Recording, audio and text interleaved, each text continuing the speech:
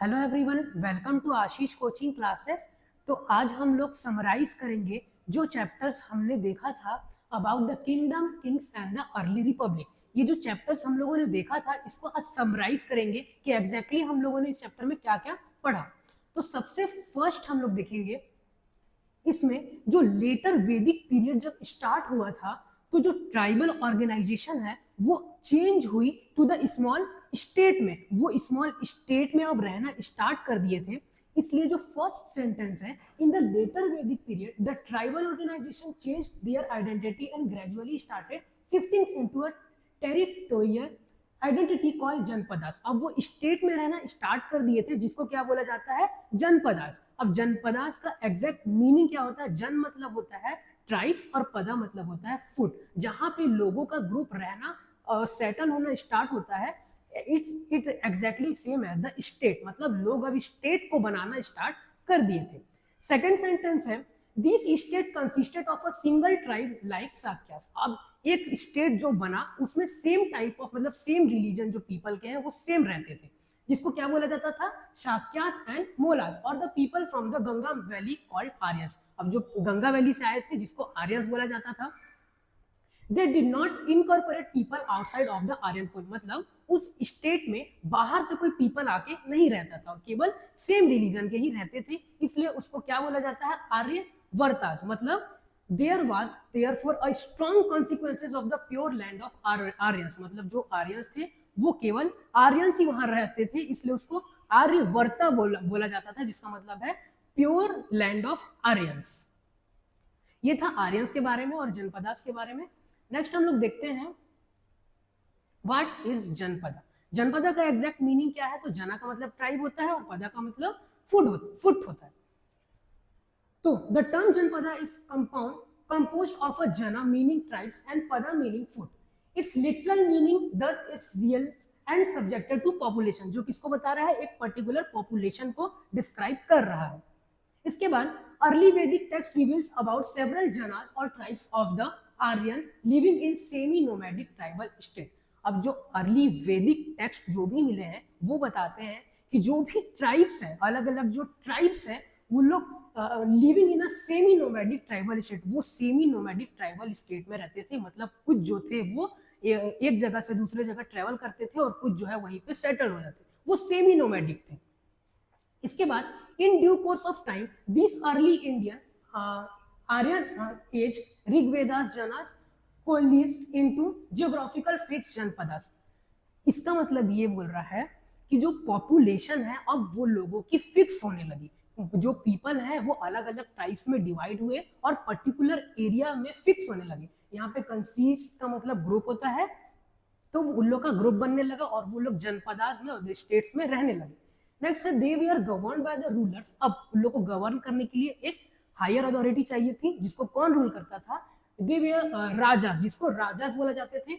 Each having their own army and capital, जिसके पास अपना खुद का आर्मी होता था और खुद का कैपिटल होता था। इसके बाद the kings maintain large army, जो किंग है वो लार्ज आर्मी को मेंटेन करते थे। Who were paid regular salaries by using punch marked coins. लोग को रेगुलर सैलरीज पे करते थे जो किंग होते थे, इन अ फॉर्म ऑफ कॉइंस। ये मार्क्ड कॉइंस हुआ करते थे जिसको वो पे करते थे। आर्मीज इन्होंने बना ली थी। इसके बाद फीचर्स ऑफ महाजनपद। जो महाजनपद है उसके फीचर्स क्या क्या है, जो मेन हाईलाइट फीचर्स हैं वो ये कुछ ये है। Each mahajanapadas was ruled bye a king. अब जनपदास है वो एक उसको रूल कौन कर रहा था, उसको एक किंग रूल कर रहा था। इसके बाद villagers were controlled by the village headman called gramini. अब विलेज को कौन कंट्रोल कर रहा था, तो विलेज को जो विलेज का हेड है वो कंट्रोल कर रहा था और इस हेड को बोला जाता था ग्रामीणी। ये लिटरेरी सोर्सेस के अकॉर्डिंग है, जो भी लिटरेरी सोर्सेस मौजूद है उसके अकॉर्डिंग। इसके बाद जो थर्ड है वो है varna system was divided into 4 caste. ये हम लोगों ने देखा था, जो वर्ण सिस्टम था वो 4 कास्ट में डिवाइडेड था। तो अकॉर्डिंग टू देयर ऑक्यूपेशन क्या क्या उन लोग काम करते थे उसके हिसाब से डिवाइडेड था। तो सबसे फर्स्ट लाइन है वो है ब्राह्मणी, सेकंड है क्षत्रिय, थर्ड है वैश्यास एंड फोर्थ है शूद्र। इसको हम लोग डिटेल में देख चुके थे। इसके बाद नेक्स्ट ये फीचर्स थे महाजनपद के। और नेक्स्ट हम लोग देखते हैं पॉलिटिकल ऑर्गेनाइजेशन। उस टाइम का पॉलिटिकल ऑर्गेनाइजेशन कैसा था? तो the political organisation of the mahajanapada was organised into 4 forms, monarchy और द रिपब्लिक सिस्टम। मोनार्की और यहाँ जो पॉलिटिकल पार्टीज थी, पॉलिटिशियन थे, वो दो सिस्टम में डिवाइडेड थे। क्या क्या सिस्टम? एक है मोनार्की, मतलब जो एक हेड है विलेज या फिर ग्राम, जिसका भी एक हेड है वो उस लोग को कंट्रोल करेगा, वो directly as a king represent होता है। और वहीं हम लोग दूसरी की बात करें रिपब्लिक सिस्टम, तो ये बोलता है कि जो पब्लिक है वो इनको एज अ इलेक्शन वोट करके इसको अपना रिप्रेजेंटेटिव चूज करेंगे।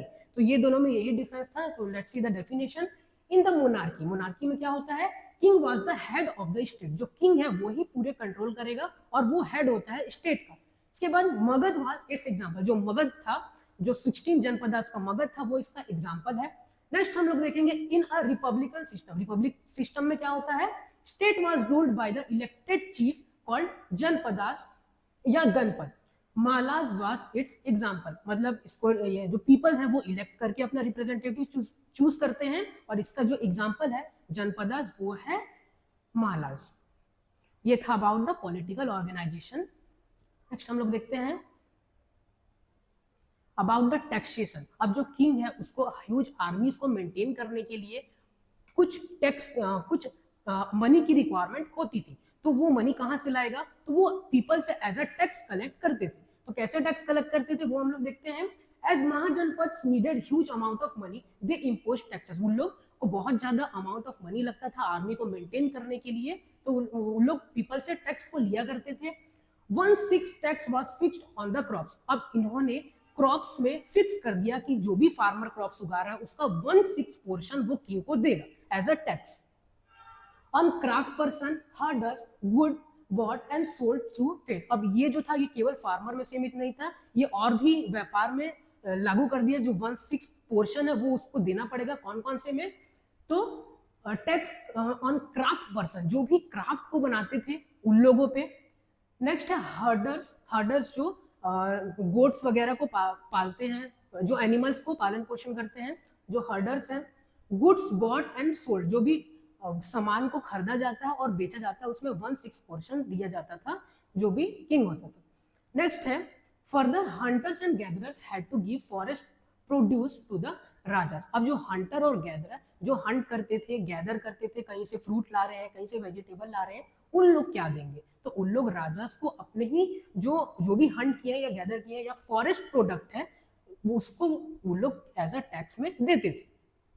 इसके बाद हम लोग देखते हैं एग्रीकल्चर सिस्टम ऑफ महाजनपद। अब जो एग्रीकल्चर सिस्टम है महाजनपद का वो कैसा था? तो 2 major changes were introduced in the agriculture. 2 major changes इसमें इंट्रोड्यूस्ड हो गए। क्या क्या चेंजेस? तो one was a rapid use of iron in ploughshares, मतलब अब जो प्लग हो रहा था ये जोतने के काम आता है, इन द हार्वेस्ट करने के काम आता है इन द एग्रीकल्चर फील्ड। तो जो भी मटेरियल बन रहा था, जो भी इंस्ट्रूमेंट बन रहा था, वो अब आयरन का बनने लगा। नेक्स्ट है second, people started transplanting paddy, मतलब अब पीपल ट्रांसजेनिक प्लांट, मतलब और ज्यादा यूजफुल प्लांट क्रॉप्स जो होता है पैडी को अब ग्रो करने लगे। ये था 2 major changes of the agriculture system. इसके बाद हम लोग देखते हैं वर्ण सिस्टम ऑफ महाजनपदास। अब जो वर्ण सिस्टम था वो क्या बोलता है? तो वर्ण मीन्स ग्रुप। वर्ण मीन्स क्या होता है? Group in Sanskrit. Sanskrit meaning में इसका ग्रुप मीनिंग होता है। Varna decides one's group it was not based on birth. अब वर्ण के हिसाब से जो उसका ग्रुप है वो उससे बर्थ से डिसाइडेड नहीं होता है, is not on the based of birth. Third point, gradually in later Vedic age varna system change to caste system. अब जो ये वर्ण है वो ग्रेजुअली धीरे धीरे चेंज हो गया कास्ट सिस्टम में। जो हम लोग कास्ट देखते हैं वो इसी से चेंज होके बना है। नेक्स्ट, जो ब्राह्मण्स इम्पार्टेड नॉलेज। अब जो ब्राह्मण्स है इसको हम लोगों ने देखे थे, ब्राह्मण्स क्या करते थे? उन लोग नॉलेज गेन करते थे। जो क्षत्रिय हैं वो रूलर्स होते थे। वैश्य हैं वो कंट्रीब्यूटेड टू द ट्रेड, उन लोग ट्रेड करते थे। वाइल जो शूद्रस होते हैं उन लोग को वार वगैरह में पकड़ के लाया जाता था, तो वो एज ए स्लेव ट्रीट करते थे अदर क्लैन के लिए। तो Shudras were slaves who were denied entry into the main streams. उन लोग को मेन स्ट्रीम्स में एंट्री नहीं करने दिया जाता था, मतलब क्षत्रिय या फिर हायर जो क्लैंस हैं उसमें एंट्री नहीं करने दिया जाता था। नेक्स्ट देखते हैं हम लोग मगध और वज्जी के बारे में। ये जो महाजनपद से मगध और वज्जी के कुछ पॉइंट्स देखते हैं। तो Magadha in south Bihar on the bank of river Ganga was a fertile. जो मगध है वो गंगा रिवर के किनारे में पड़ता है, तो वहाँ का जो लैंड है वो फर्टाइल है, वहाँ आसानी से क्रॉप्स वगैरह ग्रोज होती है। एंड इंडस्ट्रियल एरिया, ये इंडस्ट्रियल एरिया भी है which contributed to one of the most powerful kingdom. ये सबसे ज्यादा पावरफुल किंगडम था एज कंपेयर टू द पूरा 16 देखेंगे तो। And some great kings like, अब ये जो मगध है वहां से कुछ ग्रेट किंग्स भी आए थे, एमर्ज हुए थे। कौन कौन से थे? तो ये बिंबिसार और अशोका थे इन इंडिया। इंडिया का एग्जांपल दिया हुआ है। नेक्स्ट है जो वज्जी का कुछ इंपॉर्टेंट पॉइंट्स है। तो वज्जी क्या है? Vajji in north part of the Ganga, ये गंगा के नॉर्थ पार्ट में आता है, मगध जो है वो साउथ पार्ट में आता है। तो it was a confederation of 8 clans of whom the विद्यास, लिच्छावीस, ये जो क्लैंस है इस यहाँ से बिलोंग करते थे। कौन कौन से clans? Videhans, Licchavis and the Jnatrikas. ये जो जनात्रिकास है were the most popular, ये हैं जो कुछ मोस्ट पॉपुलर क्लैंस हैं। इसके बाद Vaishali was a prosperous city under them. जो वैशाली सिटी था वो बहुत ज्यादा प्रोस्पेरस मतलब रिच सिटी था इन द वज्जी। ये था समरीज ऑफ द जो हम लोगों ने देखा chapter Kings and the Republican system, political system. तो अगर आप लोगों को ये वीडियो पसंद आया है तो लाइक करें और सब्सक्राइब करें। Thank you.